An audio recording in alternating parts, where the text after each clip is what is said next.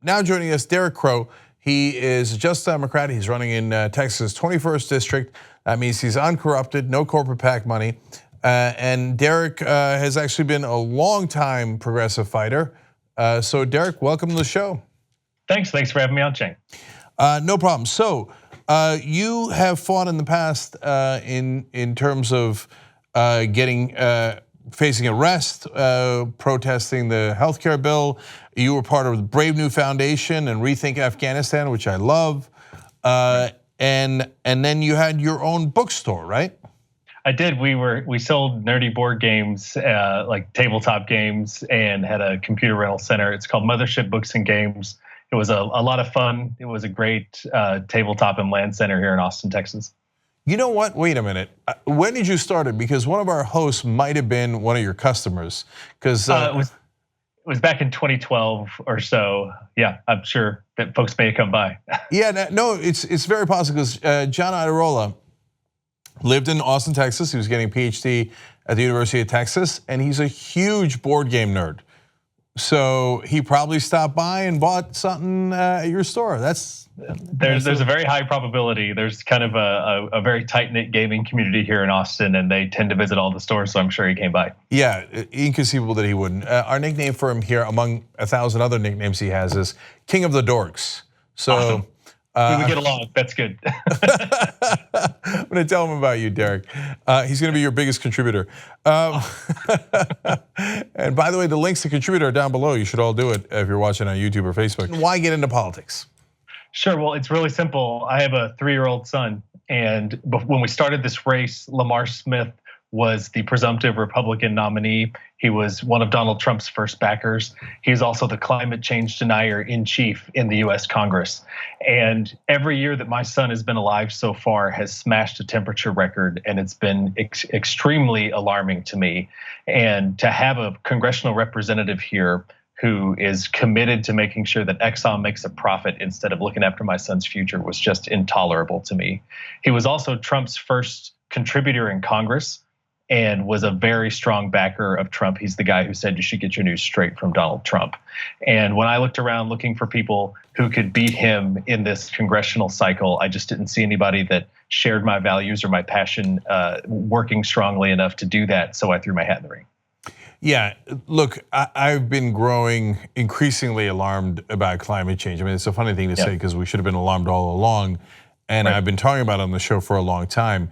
But man, that news that the North Pole was 38 degrees warmer than average the other day was unbelievable. And then probably a lot of people didn't see this and of course didn't make this connection, but in Greenland, there's an area that is almost never below freezing or above freezing, I should say. And they were, and for a record-breaking amount of time. And at one point, they were the same temperature as Los Angeles, where I live.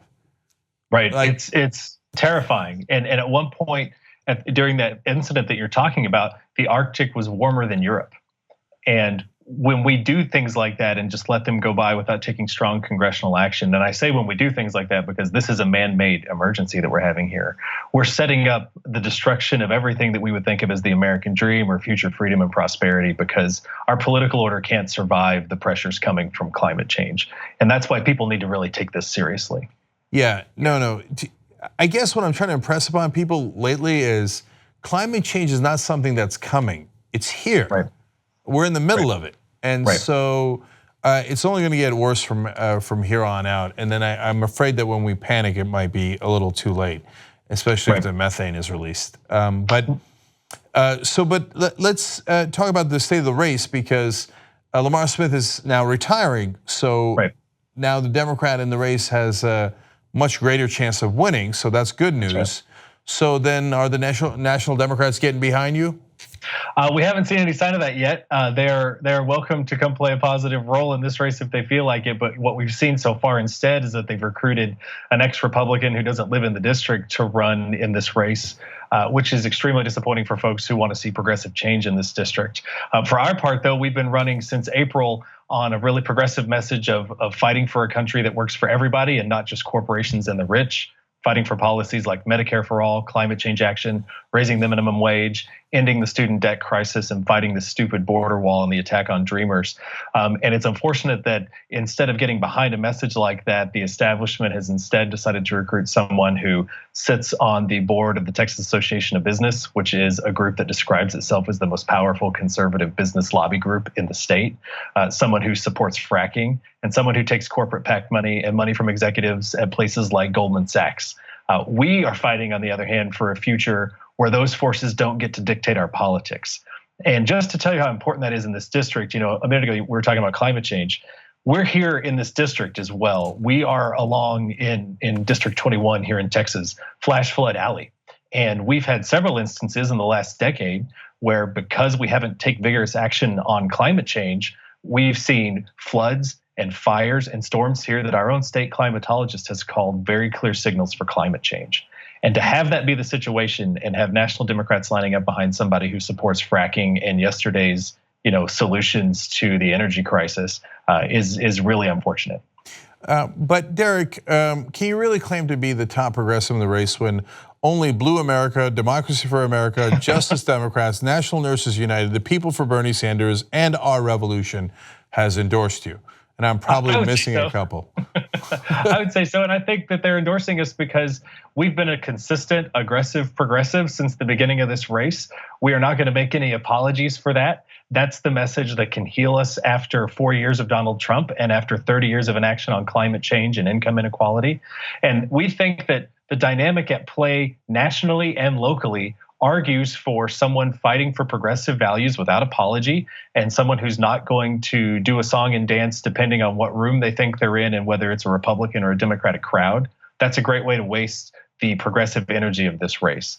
And we've been talking to people about the math here in this race. There are only 12,000 swing voters in this district, but there are 56,000 people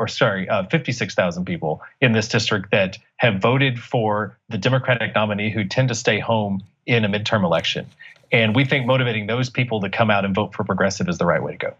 So I want to give the links to everybody. The website is electrow.com. That's ROWE, of course. And all these will be down below in the description box on YouTube and in the comment section on Facebook. There's a donation link, but look, there's a lot of progressives in that district. Go volunteer for Derek. Right. That makes a giant, giant difference. And people power, especially in these districts, have a chance of overpowering the corporate money, whether it's on the Democratic side or the Republican side. That's absolutely right. And actually, we have last minute block walks happening this weekend. Early voting in this district ends tomorrow, and election day is on Tuesday. And folks who want to participate in the Austin or San Antonio area should absolutely sign up to do that. And if they can't sign up to volunteer in person, they should absolutely donate, because if that makes you part of the team, we're going to print literature and hand it out immediately to people with any donations that come in. So either of those things are a great way to participate in this district. So, and if you're in Texas, you got to understand, if you don't know it, I've been saying it now for about 10 days. You can vote now. You can vote now, yes. Right now. Right now. Go vote.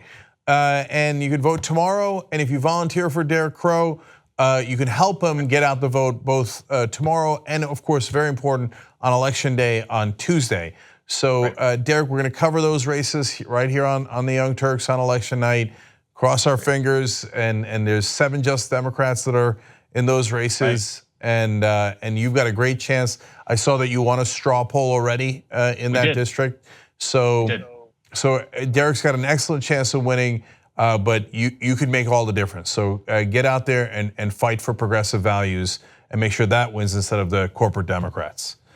Absolutely, and I think if folks want to see progressive change in Texas, they got to do that not just in this race, but in every race across the state. There are folks running in virtually every level of government right now in this district and in this area, and there are folks that believe what we believe. They believe what Justice Democrats and Bernie Sanders believes. And if you can find those races and volunteer from them, you'll not just drive out, turn out for that race, but for all the other people that share those values. All right, Derek Crow, everybody, running in Texas. Thank you so much for joining us. Appreciate it. Thank you, Chang. Take care.